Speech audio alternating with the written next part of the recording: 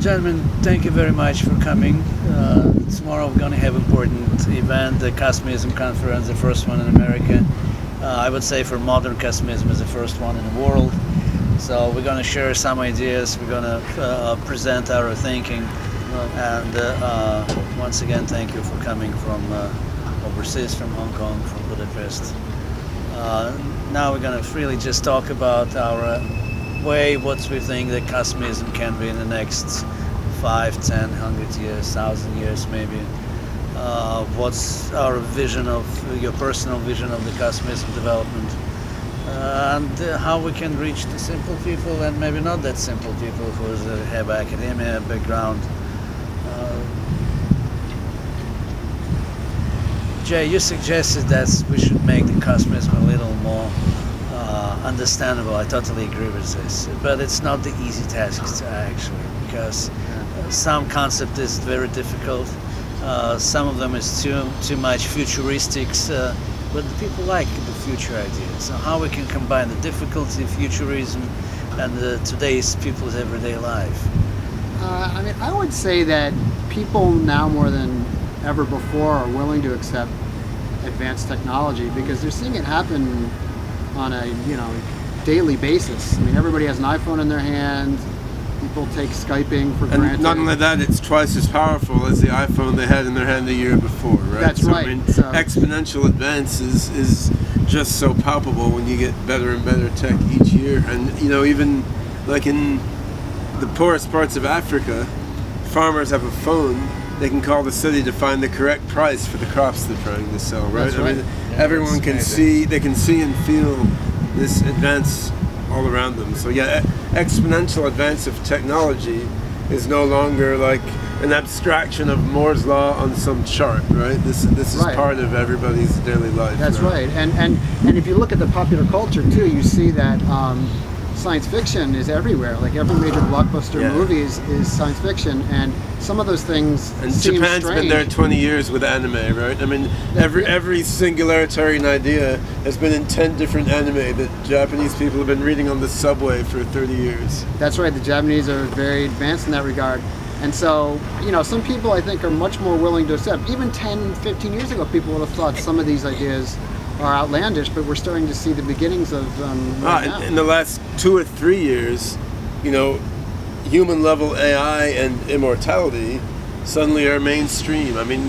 Google is aiming at human level thinking machines and radical human longevity to make humans live hundreds of years, and now Baidu and various Chinese companies are doing just the same thing. These ideas that 10 years ago would get you laughed out of a scientific conference, now are being pursued by major universities and companies around the world, which is quite remarkable to see. I'm not even that old, and in my lifetime I've seen amazing changes both in technology and in people's attitudes toward advanced science and technology. Here's a big question: so where are we going to with this technology? This technology is sporadically coming in and out.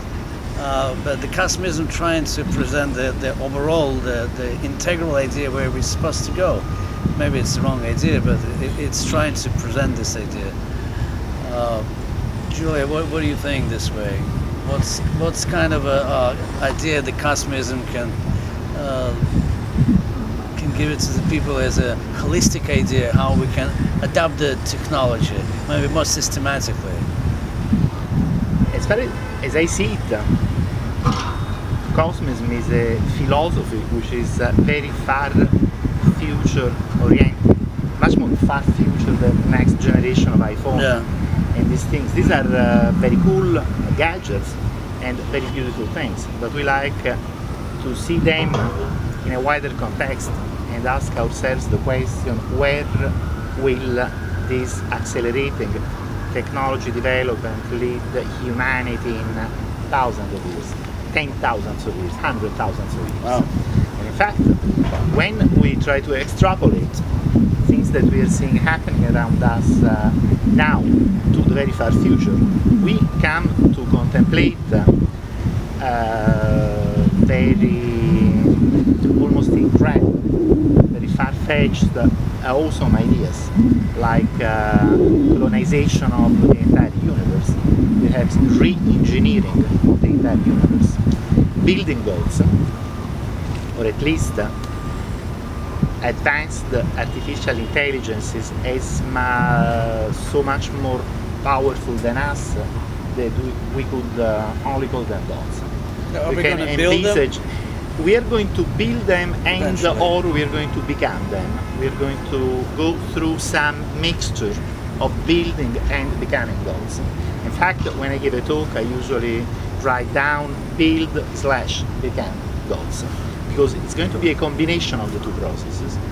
We envisage the possibility of resurrecting the dead from the past through That's science and Fedorov said, technologies, which is an idea originally due to Nikolai Fedorov, the father of Russian Cosmism, as I think this should be the cornerstone of a modern cosmist philosophy that we want to be able to offer to everyone on the planet. Because among the most virally and memetically successful examples of practical philosophies on the planet, there have been religion. And I am very much persuaded that the basic appeal of religion, I mean, besides so many other things, the low level, the bottom level idea that is appealing to everyone is the idea of an afterlife. Now, since we can see, we are beginning to see that perhaps far future science and technology could be able to bring back the dead. I think this is definitely one of the ideas that we should find ways to optimally communicate to people. Jay, as a psychologist, what do you think? Exactly. If this is what the people want, if that's what's in their mind, or we're just fantasizing? Well, I think it depends on who you talk to, and some people would believe in. I mean, there's some people who believe that death brings meaning to life, and that like without death you wouldn't enjoy life. Yeah. And I That's think right. we should It's respect from the Greek this. mythology. Right, The gods yeah. envy us because we're mortal. Remember? Yeah, and I think we should really respect those opinions. And if people don't want to do any of these upgrades or changes to themselves, if they don't want to, they're certainly, I mean, we're talking about a system in which people have individual choice, right? Yes. Not a totalitarian, authoritarian system where any, these things are being commanded from some on high. We're talking about having the freedom of choice. And when you give people choice, then you have some who decide to engage in using these advanced technologies and others who don't. So, After a small adjustment to their brain, then they'll see why they really wanted it all along. right. Right. And I agree with you that freedom of choice is fundamental. yeah. And another point too is that I think most people are fundamentally spiritual in nature, and it gets exercised in different ways. So, some people are spiritual in a non-religious manner, so they go to the Unitarianist church, or they just like hiking out in the wilderness, or they do astronomy. Scientific spirituality. Exactly. So, the Cosmism sort of appeals more to the scientist, the engineer, the mathematician, person who has this sort of light view, but at the same time has a sense of spirituality. So it's like you're blending the spiritual nature of humanity with these other elements, right? Yeah. And religion sort of takes spirituality and uses it in a much more traditional, Can I ask you a question? emotional type of sense. What difference are you making between religion and spirituality? That the people I'm saying that all people are spiritual, but it gets expressed in different people in different ways depending upon their own unique interests and desires. And that if you're looking at people who are scientists and technologists, this sort of spiritualism is going to appeal to them because it's about the universe, it's about mankind taking power over himself and being able to control and change himself. Whereas if you were a traditional religious person, you would say, well, no, that's the role of a deity or of a god, right? Like we're not supposed to do that, gods are supposed to do that, right? I mean, I look at spirituality as about seeking out and exploring a certain kind of experience, whereas religion has that, but it has other aspects. I mean, it has beliefs, which are often held with a very strong sense of faith, and it also has rituals which are carried out, and these are not necessarily there in spiritual experience, but these beliefs shared among a community and these rituals enacted by a community, these are what help a religion to persist generation after generation. Yes, but again, I'm questioning whether the difference is really so fundamental. So on one hand, you can say, look, there is a very advanced future scientific civilization, and they are going to be able to re-engineer the universe. On the other hand, you can say, well, no, you don't do that because only God should be able to do that. But does it really matter who does it, as long as the job is done? Not me. I think him, it does. To a Muslim, it matters whether Allah or Right. Jehovah did it. So, Right, yeah. right. I It's, mean, whose God are we talking about Yeah, here? it seems to make a big difference. Why People fight can't, wars over it. Why can't a Muslim just take the future super advanced civilization and just call that Allah? Because that's not the way they wouldn't think. do it.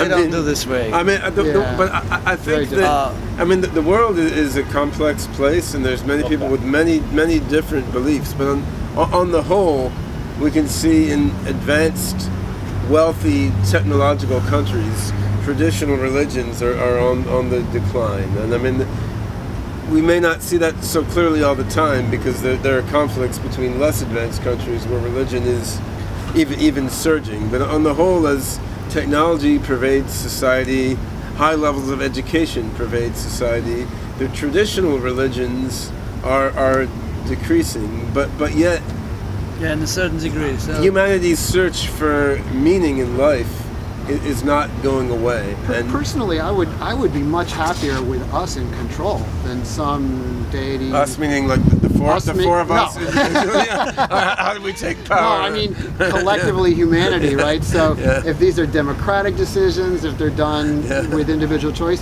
and we understand the technology, Yeah. at least that- initially, So would I. and you know, to me that's much more powerful than having these things being done by something that is Yeah, like exactly. ununderstandable. I mean, I think the question to me is, as mind uploading becomes a reality, as people cyborgify themselves, as we can live in virtual worlds that are indistinguishable from the physical reality, how do people make sense of all this? What meaning do we make of it? If the four of us could fuse into a Borg mind and then separate, I mean, if you could have a human body one day, a dog's body the next day, a woman's body the next day, and no body the next day, I mean, that's wonderful. how do Then- people make sense of these experiences? So what